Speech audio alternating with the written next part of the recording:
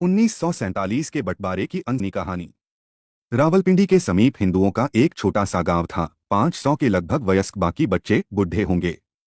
गांव के सरपंच रामलाल एक विशाल बरगद के नीचे बैठे थे। तभी मोहन भागता हुआ आया। बोला, सरपंच जी, सरपंच जी। सरपंच जी ने कहा, क्या हुआ मोहन? सरपंच जी, मुझे पता लगा है, यहाँ से 8 कोस दूर हिंदुओं ने अपना गांव खाली करना शुरू कर दिया है। सिख भाई भी उनके साथ अमृतसर जाने की तैयारी कर रहे हैं। सरपंच जी ने एक लंबी सांस ली और कहा, मैंने कल ही रेडियो पर सुना था। महात्मा गांधी ने कहा है कि भारत पाकिस्तान का विभाजन मेरी लाश पर होगा। क्या तुम्हें उनकी बात पर भरोसा नहीं है? मोहन बोला, सुना तो मैंने भी है कि जवाहरलाल नेहरू ने कहा है कि हिंदुओं, आश्वस्त रहो, भारत के कभी टुकड़े नहीं होंगे। तुम लोग लाहौर और रावलपिंडी में आराम से रहो। पर जिस गांव की मैं बात कर रहा हूं, उस गांव पर पिछली रात को चारों ओर के मुसलमान दंगाइयों ने इकट्ठे होकर हमला कर दिया। उनकी संपत्ति लूट ली, दुकानों में आग लगा दी। मैंने तो यह भी सुना कि किसी गरीब हिंदू की लड़की को भी उठाकर ले गए। भय के कारण उन्होंने आज ही पलायन करना शुरू कर दिया है। सरपंच जी बोले, देखो मोहन, हम यहाँ पर सदियों से रहते आए हैं, एक साथ ईद और दिवाली बनाते आए हैं, नवरात्र के व्रत और रोजे रखते आए हैं। हमें डरने की कोई जरूरत नहीं है, तुम आश्वस्त रहो। मोहन सरपंच जी की बात सुनकर चुप हो गया, मगर उसके मन में रह रहकर यह मलाल आता रहा कि सरपंच जी को कम से कम गांव के हिंदुओं को इकट्ठा कर सावधान अवश्य करना चाहिए था। अभी 2 दिन ही बीते थे। चारों ओर के गांवों के मुसलमान चौधरी इकट्ठे होकर सरपंच से मिलने आए और बोले, हमें मुस्लिम अमन कमेटी के लिए चंदा भेजना है, आप लोग चंदा दो। न नुकर करते हुए भी सरपंच ने गांव से 50,000 रुपया इकट्ठा करवा दिया। 2 दिन बाद फिर आ गए। बोले कि और दो। सरपंच ने कहा कि अभी तो दिया था। बोले कि कम पड़ गया और दो। तुमने सुना नहीं, 8 कोस दूर हिंदुओं के गांव का क्या हश्र हुआ है?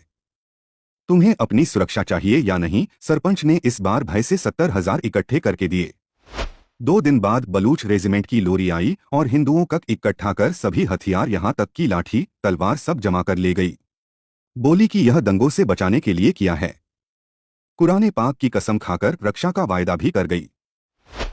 9वें दिन गांव को मुसलमान दंगाइयों ने घेर लिया।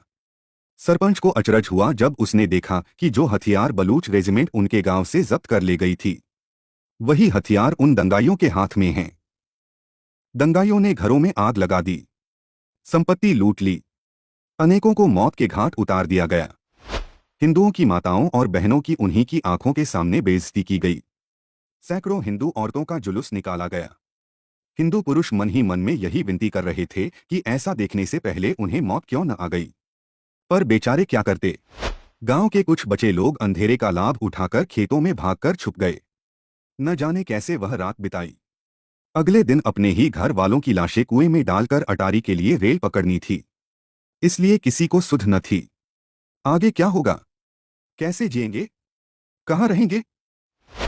यह कहानी कोई एक घर की नहीं थी।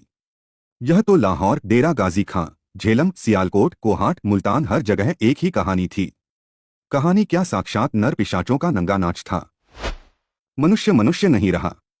स्त्रियां बच्चों को साथ लेकर इज्जत बचाने के लिए कुओं में कूद पड़ी। उनको बाद में उससे बचाया गया। पूजा के एक स्थान में 50 स्त्रियों को इकट्ठा करके उनके घर के लोगों ने उनको मार दिया। एक स्थान में 370 स्त्रियों और बच्चों ने अपने को आग को भेंट कर दिया है। यह संदर्भ आचार्य कृपलानी, श्यामजी पराशर, पाकिस्तान का विश्व वृक्ष पुस्तक में लिखते हैं। दुरात्मा गांधी और नेहरू जो पहले कहते थे कि पाकिस्तान हमारी लाश पर बनेगा, अब कहने लगे कि हमने देश का विभाजन डरकर नहीं किया। जो खून खराबा हर तरफ हो रहा है, उसी को रोकने के लिए किया। जब हमने देखा कि हम किसी तरह भी मुसलमानों को मना नहीं सकते, तब ऐसा किया गया। देश को तो 1942 में ही आजाद हो जाना था। अंग्रेजों ने देश छोड़ने से पहले मुस्लिम लीग को आगे कर दिया। जिन्नाह ने मांगे रखनी शुरू कर दी। मैं न मानूं की रट लगाए जिन्नाह तानाशाह की स्थिति अर्जित कर कायदे आजम बन गया। बात बात पर वॉक आउट की धमकी देता था। कभी कहता विभाजन कमेटी में सिखों को मत लो, अगर लिया तो मैं बहिष्कार कर दूंगा। कभी कहता सभी सब कमेटियों का प्रधान किसी मुसलमान को बनाओ, नहीं तो मैं उठकर चला जाऊंगा। कांग्रेस के लिए जिन्नाह के साथ जीना मुश्किल, जिन्नाह के बिना जीना मुश्किल। फिर जिन्नाह ने दबाव बनाने के लिए अपने गुर्गेज सोहरावर्दी के माध्यम से नोआखली और कोलकाता के दंगे करवाए, सीमांत प्रांत में दंगे करवाए। मेरठ, पानीपत, सहारनपुर, दिल्ली, सारा देश जल उठा। आखिर कांग्रेस को विभाजन स्वीकार करना पड़ा। मुसलमानों को उनका देश मिल गया। हम हिंदुओं को क्या मिला? एक हिंदू राष्ट्र के स्थान पर एक सेक्युलर राष्ट्र, जिसमें बहुसंख्यक हिंदुओं के अधिकारों से ज्यादा अल्पसंख्यक मुसलमानों के अधिकार हैं। पाकिस्तान में बचे हिंदुओं के अधिकारों की कोई चर्चा नहीं छेड़ता। उसी कांग्रेस का 1947 में विस्थापित एक प्रधानमंत्री कहता था कि देश के संसाधनों पर उन्हीं अल्पसंख्यक मुसलमानों का अधिकार है। हिंदू धर्म रक्षा के लिए अपने पूर्वजों की धरती छोड़ आए। अमानुषिक यातनाएं सही। चित्तौड़ के जौहर के समान ललनाओं की जिंदा चिताएं जली। राजसी ठाठ ठुकराकर दर दर के भिखारी बने, अपने बेगाने हो गए। यह सब जिन्नाह की जिद के चलते हुआ और आज मेरे देश के कुछ राजनेता यह कहते हैं कि जिन्नाह महान था, वह अंग्रेजों से लड़ा था। अरे धिक्कार है तुमको जो तुम अपना इतिहास भूल गए, उन अकथनीय अत्याचारों को भूल गए, उन बलिदानों को भूल गए, अपने ही हाथों से अपनी बेटियों के काटे गए सरों को भूल गए। जिन्नाह को महान बताते हो।